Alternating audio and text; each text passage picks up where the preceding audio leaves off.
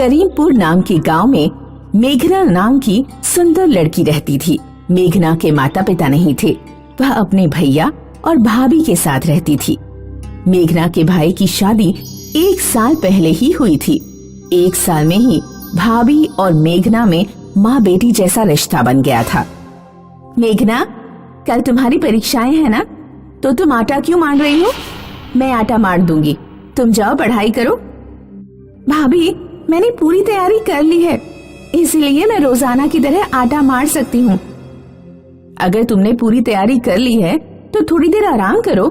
परीक्षा के दौरान पर्याप्त मात्रा में आराम करना भी बहुत जरूरी है। जब तक तुम्हारी परीक्षाएं हैं तब तक मैं सारा काम कर लूंगी।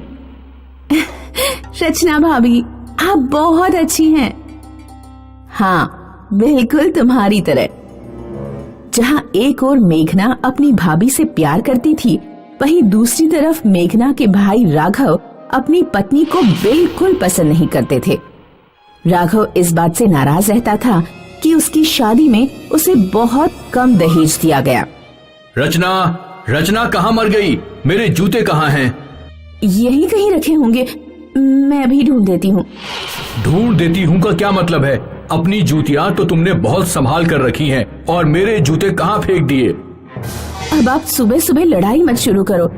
मैंने आपके जूते धो कर रखे थे, शायद छत पर सूख रहे होंगे, मैं अभी लेकर आती हूँ। जब तक रचना छत पर से जूते लेकर आई तब तक राघव जा चुका था। रचना ने देखा कि उसकी जूतियाँ गायब हैं। मेरी जूतियाँ कहाँ गईं? रचना पागलों की तरह पूरे घर में जूतियाँ ढूंढने लगती है। भाभी, मैंने गुस्से में भैया को आपकी जूतियाँ फेंकते देखा था। मेघना, जूतियाँ ढूंढने में मेरी मदद करो। वे साधारण जूतियाँ नहीं है, वे मेरे लिए बहुत खास हैं। रचना और मेघना शाम तक जूतियाँ ढूंढते रहे, लेकिन उन्हें नहीं मिल पाई। शाम को जब राघव घर लौटा तो उसके साथ एक औरत थी। ये मेरी नई पत्नी है, और मेघना तुम्हारी नई भाभी। रचना, मैं तुम्हें तलाक देता हूँ। ये लो तलाक के कागजात, इन पर साइन करो और निकल लो। रचना को राघव का घर छोड़ना पड़ा। मेघना की नई भाभी अपने साथ ढेर सारी दौलत लाई थी, लेकिन उसके पास प्यार की दौलत बिल्कुल भी नहीं थी। नई भाभी सारा खाना खुद खा लेती या अपने पति को खिला देती, और मेघना के लिए कुछ भी नहीं छोड़ती। मेघना पूरे दिन पढ़ाई करके थक चुकी होती थी। उससे खाना नहीं बनाया जाता था।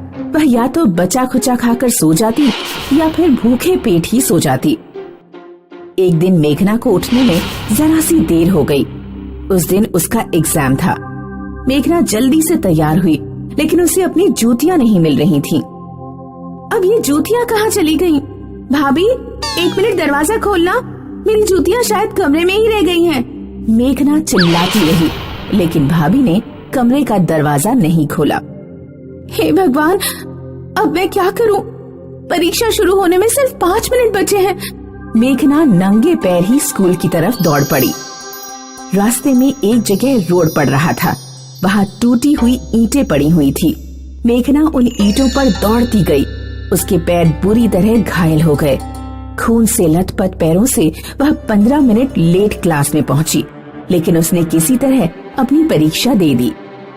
लौटते समय उसके स्कूल के एक टीचर उसे अपनी साइकिल से घर तक छोड़ गए। मेघना अपने पैरों को देखकर रो रही थी। रचना भाभी, आप मुझे छोड़कर कहाँ चली गई? आपके बिना मैं अनाथ हो गई। तभी मेघना के सिर पर ऊपर मचान से एक जूती गिरती है। अरे, ये तो रचना भाभी की जूती है। उन्होंने इसे कितना ढूंढा था। मेघना मचान पर चढ़कर दूसरी जूती भी ढूंढ निकालती है। मेघना ने जूतियां पहनकर देखी। घायल होने की वजह से उसे दर्द हो रहा था, लेकिन किसी तरह उसने जूतियां अपने पैरों में डाली। जूतियां पहनते ही मेघना को महसूस हुआ जैसे उसके पैरों में घाव है ही नहीं। मेघना ने जूतियां उतार कर देखा। उसके पैर पूरी तरह से ठीक हो चुके थे। मेघना की नई भाभी ने ये सब देख लिया। अच्छा, तो इसे कहीं से जादुई जूतियां मिल गई हैं। कोई बात नहीं, इन्हें मैं तोड़ फोड़ कर फेंक दूंगी। मेघना जब नहाने चली गई तो उसकी भाभी उसके कमरे में पहुंची। है तो ये जूतियां बहुत सुंदर, तोड़ने से पहले एक बार जूतियां पहनकर देख लेती हूँ। भाभी ने जैसे ही जूतियां पहनी उसके पैर घाव से भर गए। हाँ, अरे ये क्या हो गया? मर गई रे, मर गई। अरे अरे कोई मदद करो। मेरे पैरों में इतने घाव कैसे हो गए? राघव अपनी पत्नी को अस्पताल ले जाता है। चिंता मत करना मेघना, जब वापस लौटूंगी तो तुझे खूब पीटूंगी। मेघना ने जादुई जूतियां पहनी और कहा, हे जादुई जूतियों, मुझे रचना भाभी के पास पहुंचा दो। पलक झपकते ही मेघना रचना के पास पहुंच गई। दोनों लोग एक दूसरे से मिलकर बहुत खुश हुए। मेघना रचना को घर की परिस्थिति और जादुई जूतियों के बारे में सारी बात बताती है। ये जादुई जूतियां मुझे एक सिद्धि प्राप्त ऋषि ने दी थी। अब तुम्हें अपनी नई भाभी से डरने की कोई जरूरत नहीं है। आज से तुम मेरे साथ यहीं रहोगी। मेघना अपनी पुरानी भाभी के साथ खुशी खुशी रहने लगी। नीना के बर्थडे की सुबह उसके माँ और बाबा मिलकर उसके लिए एक खूबसूरत ड्रेस लेकर आए। शाम को घर सजा था और बस अब केक आने की देरी थी। दोनों माता पिता नीना को उसके दोस्तों के साथ छोड़कर बाजार से केक और समोसा लाने गए। नीना इंतजार कर रही थी पर उसके माता पिता कभी वापस नहीं आए। उन दोनों की एक्सीडेंट से मौत हो गई थी।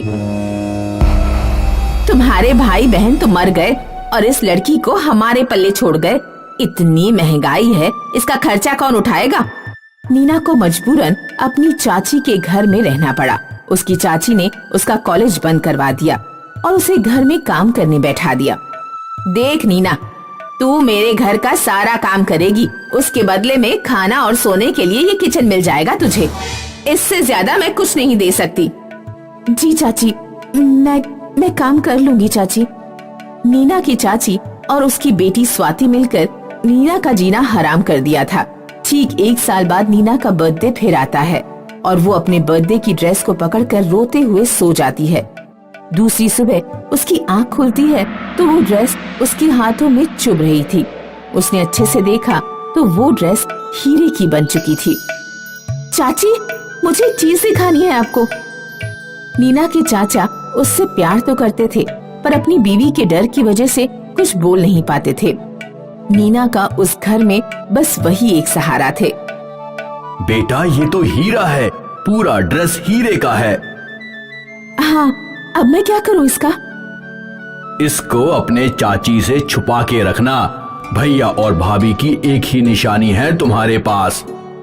जी चाचू। नीना रात रात को चुपके से वो ड्रेस पहनकर अपने आप को देखती थी आईने में। एक रात उसने देखा उसकी रजाई में एक बड़ा सा छेद है। काश मुझे एक नई रजाई मिल जाती। इस छेद की वजह से रात भर ठंड लगती रहती है। जैसे ही नीना ने ऐसा कहा, वो रजाई धीरे से चमकती हुई एक नई रजाई में बदल गई। नीना खुश हो जाती है और अपनी ड्रेस को फिर से छुपाकर सो जाती है। दूसरी सुबह, ए लड़की, उठ उठ जल्दी। जी चाची, मैं उठ गई। सच सच बता, कहाँ से चोरी करके लाई ये रजाई? मैंने चोरी नहीं की चाची। बस यही दिन देखना बाकी रह गया था। एक चोर को पाल कर रखा है मैंने। गांव वालों को पता चलेगा तो क्या कहेंगे? पर चाची, मैंने चोरी नहीं की है। अच्छा, तो ये इतनी सुंदर और नई रजाई तुझे तेरे मरे हुए माँ बाप देकर गए हैं? चाची, माँ बाबा के बारे में कुछ मत कहिए। चुप, बिल्कुल चुप। जुबान लड़ाती है। वो जो धोने को कपड़े निकाले हैं वो खुद धुल जाएंगे। जा काम कर अपना। नीना को दिन भर काम करने के बाद चाची उसे रात को गेहूं पीसने दे देती है और खुद आराम से सो जाती है। दिन भर काम करके कितना थक जाती हूँ, ऊपर से रात को भी चाची काम दे देती हैं। नीना उदास होकर गेहूं पीस रही थी कि उसे हीरे के ड्रेस की खनखनाहट सुनाई दी और उसे याद आया कि उसके पास वो जादुई हीरे की ड्रेस है। अच्छा हाँ, मैं तो उस ड्रेस की जादू से भी कर सकती हूँ ये सारे काम। नीना ड्रेस पहनती है और झट से सारा गेहूं खुद पिस जाता है। नीना उठ, तुझे बोला था ना सारा गेहूं पीस देना। यहाँ खर्राटे मारकर सो रही है कामचोर। पर चाची, गेहूं तो पीस लिया सारा। क्या? हाँ, वो देखिए। चाची सारे पिसे हुए गेहूं को देखकर चौंक जाती है। धीरे धीरे नीना की जिंदगी अब काफी आसान हो जाती है। जब भी चाची कुछ काम देती तो नीना चुपके से अपने हीरे का ड्रेस पहनती और झट से काम कर लेती। एक दिन चाची और उसकी बेटी मिलकर बातें कर रहे थे। माँ, कुछ तो गड़बड़ है। वो लड़की सारा का सारा काम टाइम पर कैसे खत्म कर लेती है? हाँ, मैं भी देख रही हूँ कि कुछ दिनों से बड़ी खुश रहती है। चाहे जितना भी काम दे दो उसे, मुस्कुराते हुए मान जाती है। जितना काम हम उसको देते हैं उतना तो कोई रोबोट भी ना कर पाए आसानी से। ये कैसे कर लेती है? इस पर नजर रखनी पड़ेगी बेटी। माँ बेटी मिलकर नीना पर नजर रखने का प्लान बनाते हैं। चाची नीना को बहुत सारा काम देकर आधी रात तक उसके बगल में बैठी रहती है। जैसे ही चाची की आंख लगती है, नीना अपने हीरे का ड्रेस निकालकर सारा काम खत्म कर लेती है। पर अचानक वहाँ स्वाति आ जाती है। माँ, उठो माँ, देखो इसके पास ये जादुई ड्रेस है। हाँ, वही तो मैं सोचूं कि इतना सारा काम कैसे कर लेती है तू। ला, दे मुझे। नहीं, ये मेरे माँ पापा की आखिरी निशानी है। माँ, ये तो हीरे लगे हुए हैं इसमें। साली एहसान फरामोश, मैं 1 साल से तुझे पाल रही हूँ। तेरे सारे खर्चे खुद के पैसों से कर रही हूँ और सारे हीरे खुद के लिए रख रही है तू। अब तो ये ड्रेस मैं लेकर ही रहूंगी। नहीं, प्लीज प्लीज चाची, ऐसा मत कीजिए। जैसे ही चाची नीना का ड्रेस छीनने आती है, सारे हीरे कांच में बदल जाते हैं और चाची के हाथों में चुभ जाते हैं। हाय, कितना दर्द हो रहा है। स्वाति, तू खड़े खड़े क्या देख रही है? छीन ले उसकी ड्रेस। स्वाति भी अपनी माँ की तरह नीना के बदन से ड्रेस उतारने जाती है तो हीरे कांच बनकर उसके पूरे शरीर में चुभ जाते हैं। माँ, मुझे भी लग गई। बचाओ, बहुत दर्द हो रहा है। इसको गिरा देते हैं इस ड्रेस के ऊपर। सारे कांच चुभकर मर जाएगी, फिर ये ड्रेस हमारा। चाची और स्वाति मिलकर नीना को गिराने आते हैं, पर नीना जब वो ड्रेस पहने हुए गिरती है तो उसके लिए वो ड्रेस बिल्कुल रुई सी मुलायम बन जाती है। बस बहुत हो गया। आप लोगों के अंदर इंसानियत नाम की कोई चीज नहीं है। आज हीरे के लिए आप मेरी जान भी लेने को तैयार हो। अरे नहीं नहीं बेटी, हमें छोड़कर कहाँ जाओगी तुम? हम तो तुम्हारे माता पिता की समान हैं। रह जाओ तुम यहाँ, बस बीच बीच में थोड़े हीरे देते रहना। नीना गुस्से में अपना सारा सामान और हीरे का ड्रेस पैक करके घर से निकल जाती है। अपने ड्रेस से छोटे छोटे हीरे निकालकर वो खुद के लिए एक घर खरीद लेती है और अपनी पढ़ाई भी शुरू कर देती है शहर में। नीना अपनी चाची और उसकी दुष्ट बेटी से दूर अपनी एक नई और खुशहाल जिंदगी बिताती है। आकाश और प्रीति का कुछ दिनों पहले ही विवाह हुआ था। आकाश और उसके पिता दीनानाथ ऊन का व्यापार करते थे। वे भेड़ के बालों से ऊन तैयार करते और फिर उन्हें बाजार में बेचते। जलवायु परिवर्तन के कारण वर्षों से उनके गांव में सर्दी बहुत कम हो गई थी और गर्मी बढ़ती जा रही थी। इसलिए ऊन की बिक्री लगातार घटती जा रही थी। आकाश, इस महीने कितनी ऊन बिकी? पिताजी, इस महीने 3 दर्जन लच्छियां भी नहीं बिक पाई। अगर ऐसा ही चलता रहा तो हमारा सारा माल खराब हो जाएगा। आकाश और दीनानाथ व्यापार की चिंता के कारण दुबले होते जा रहे थे। एक दिन दीनानाथ का एक दोस्त उनके घर आया। अरे राम गोपाल, बड़े दिनों बाद दिखाई दिए। कहाँ गायब थे इतने दिनों तक? तुम तो जानते हो कि हमारे गांव में ऊन का धंधा चौपट होता जा रहा है, इसलिए मैं ऊन बेचने महिपालगंज गया था। महिपालगंज में मैंने तो सुना है वो यहाँ से बहुत ऊंची पहाड़ियों पर है। हाँ, तुमने ठीक सुना है, वहां तक पहुंचने में रास्ते में कई खतरे भी हैं, लेकिन वहां ऊन खूब महंगी बिकती है और खरीदने वालों की भी कोई कमी नहीं है। मैंने वहां 1 महीने में इतना कमा लिया जितना मैं 1 साल में इस गांव में नहीं कमा पाऊंगा।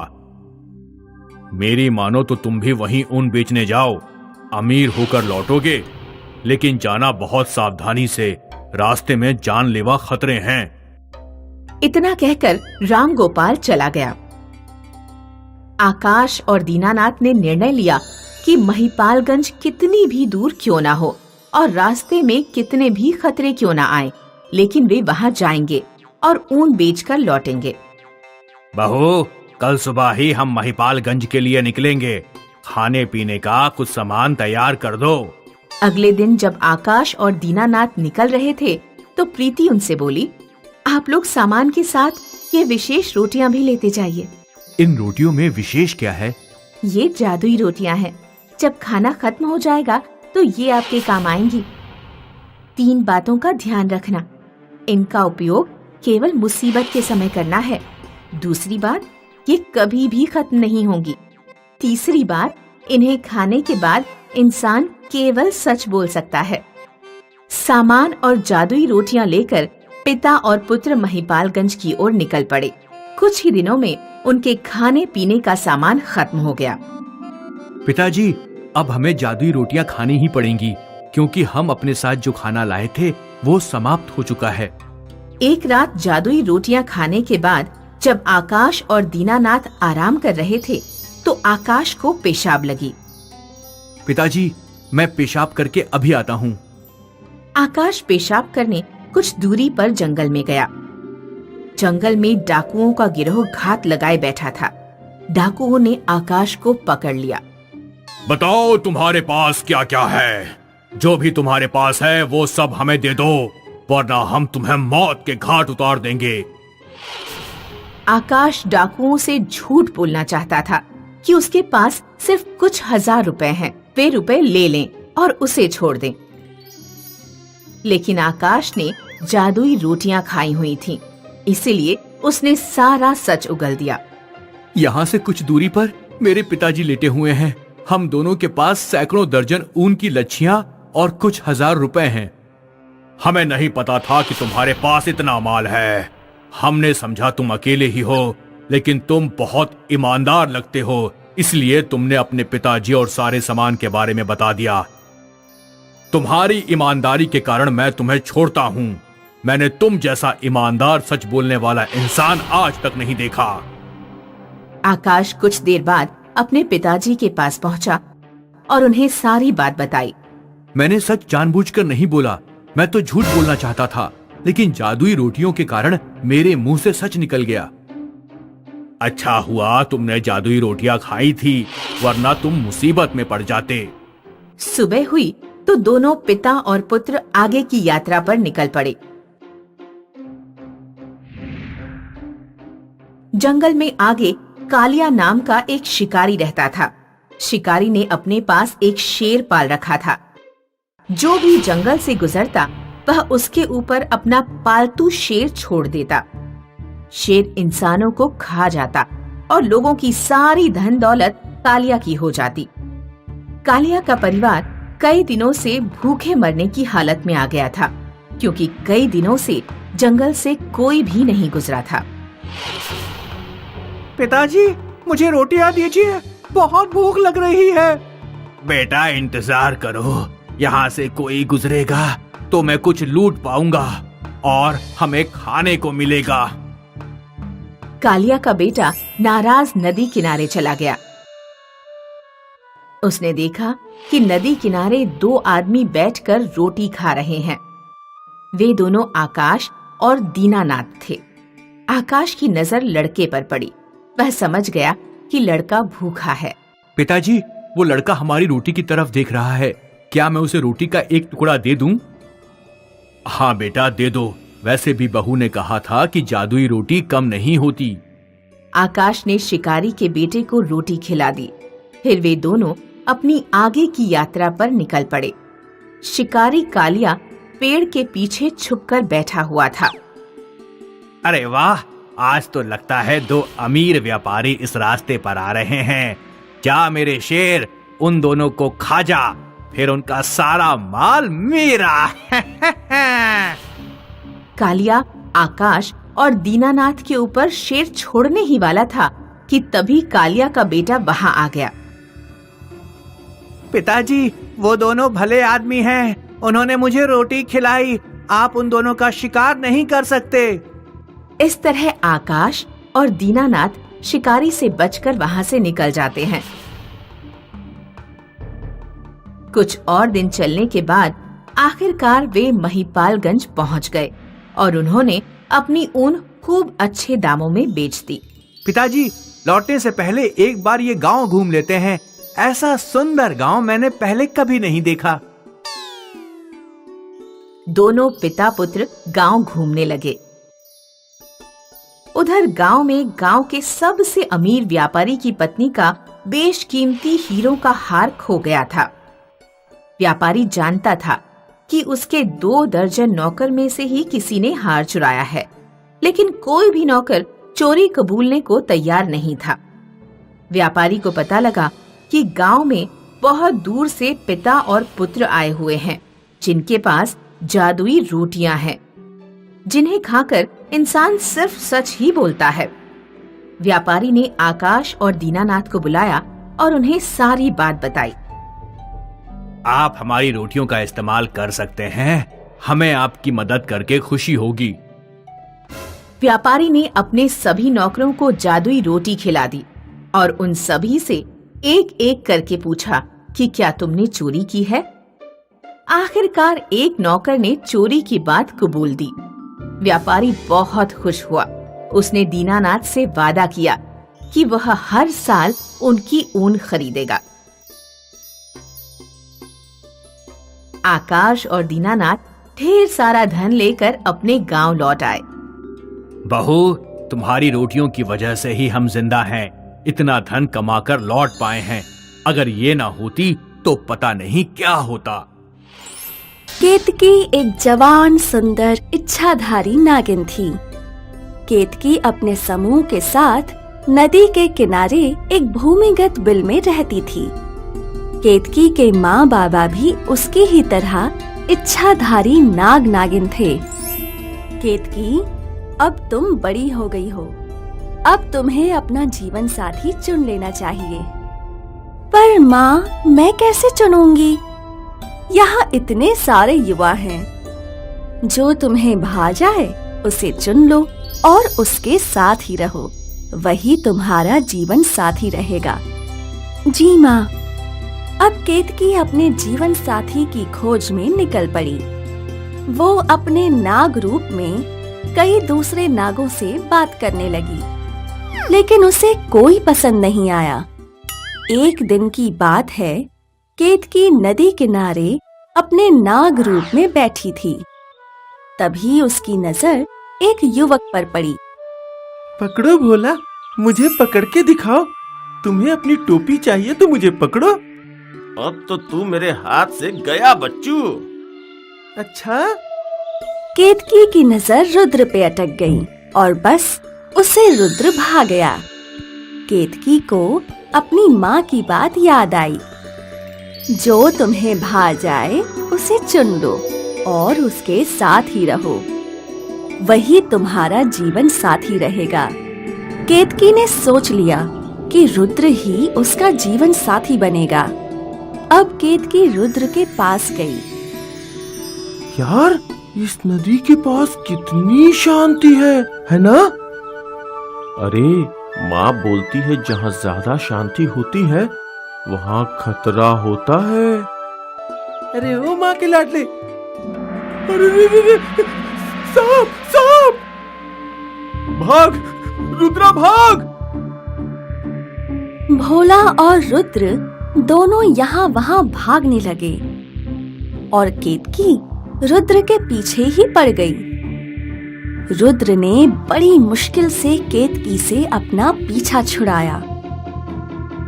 केतकी निराश थी। माँ, मुझे जो पसंद आया वो तो मुझे देखकर ही भाग जाता है। कोई बात नहीं, होता है ऐसा। तुम्हें उसका मन जीतना होगा, पर कैसे? अब ये तो तुम्हें ही सोचना है। अगले दिन केतकी वापस रुद्र का इंतजार करने लगी, लेकिन रुद्र नदी के पास नहीं आया। मैं खुद ही जाकर उसे ढूंढती हूँ। केतकी निकल पड़ी अपने प्यार की तलाश में। आखिर केतकी को रुद्र मिल गया, अपने दोस्त भोला के साथ गप्पे लड़ाते। अबे, कल तो वो सांप हमें ढसी लेता। नाम मत ले उस सांप का। तू जानता नहीं क्या, मुझे सांप से डर लगता है। कल मैंने अपनी जान कैसे बचाई मुझे ही पता है। हाँ यार, कल तो बाल बाल बचे। केतकी ये सब सुन रही थी। मतलब इसे मेरे नाग रूप से डर लगता है, लेकिन अगर मैं किसी युवती के रूप में इसके सामने आऊं तो शायद इसे डर ना लगे। केतकी वापस अपनी नदी के पास गई। उसने ठान लिया था कि अब जब वो रुद्र से मिलेगी तो एक लड़की बनकर। केतकी अपनी माँ के पास गई। क्या हुआ केतकी? माँ, मुझे मेरा जीवन साथी मिल गया, लेकिन उसके लिए शायद मुझे आप लोगों को छोड़ना पड़े। तो इसमें हर्ज ही क्या है? हर बेटी एक समय के बाद अपने माँ बाप को छोड़कर पति के साथ रहने लगती है, यही नियति है। फिर केतकी ने अपना रूप बदला और वो एक सुंदर युवती बन गई। शायद ये रूप रुद्र को पसंद आए। केतकी रुद्र के सामने आई। केतकी को देखकर रुद्र की आंखें फटी की फटी रह गईं। अरे भाई रुद्रा, सुन। रुद्रा, रुद्रा! भोला इतना कुछ बोल रहा था, लेकिन रुद्र की नजर केतकी से हट ही नहीं रही थी। रुद्र को पहली नजर में प्यार हो गया और फिर केतकी और रुद्र की शादी हो गई। इस तरह एक इच्छाधारी नागिन ने एक इंसान को अपना जीवन साथी बना लिया।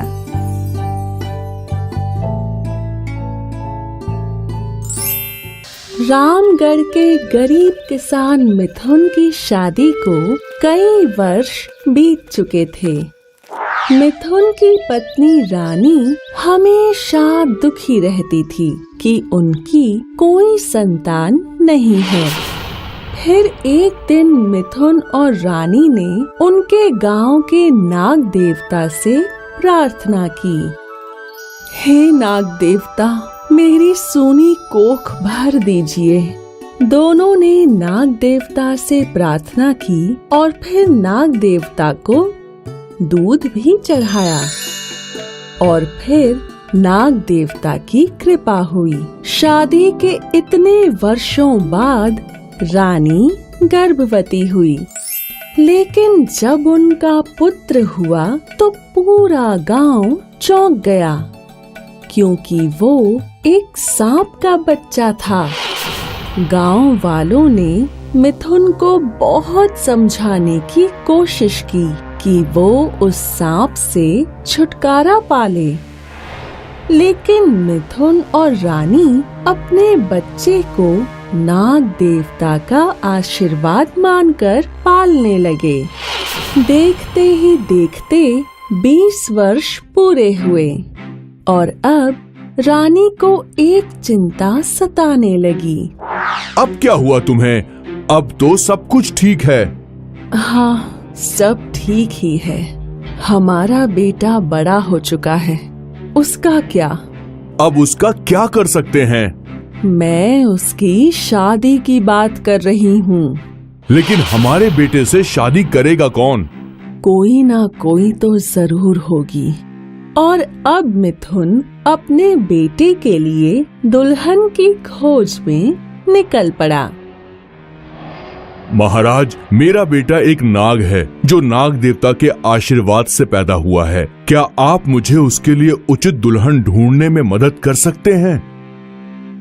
एक नाग से विवाह सिर्फ नाग जाति के कबीले वाले ही कर सकते हैं। वो कबीला उत्तरी दिशा के जंगल में रहता है। मिथुन कबीले की खोज में चल पड़ा। उत्तरी जंगल में उसे वो कबीला दिखा और कबीले के सरदार से मिथुन ने बात की। तो ये बात है, मैं अपनी बेटी का विवाह तुम्हारे बेटे के साथ करने के लिए तैयार हूँ। और फिर उसी कबीले में मिथुन और रानी के सामने उनके बेटे नागेश और नीलिमा की शादी हो गई। शादी के बाद नीलिमा और नागेश मिथुन के घर में रहने लगे।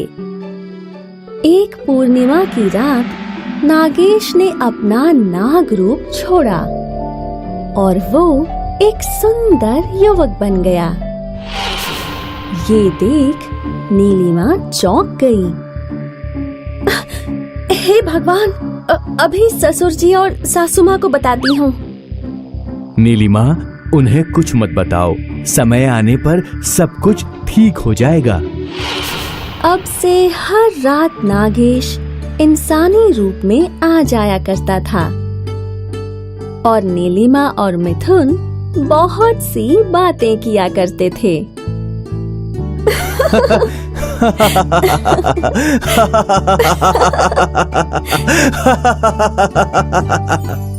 एक रात मिथुन को कुछ आवाजें सुनाई दी। उसने खिड़की से देखा तो नागेश नाग से एक इंसान बन गया था। वो चौंक गया। उसे समझ नहीं आ रहा था कि वो क्या करे। वो अपनी पत्नी के पास गया। रानी उठो, जल्दी उठो। मिथुन ने रानी को अपना बेटा दिखाया। हाँ, ये तो एक युवक है। हाँ, अब तुम यहीं रुको। मिथुन चुपचाप कमरे में गया और उसने वो सांप की खाल उठाई और उसे आग लगा दी। पिताजी धन्यवाद, आपने मुझे आजाद कर दिया।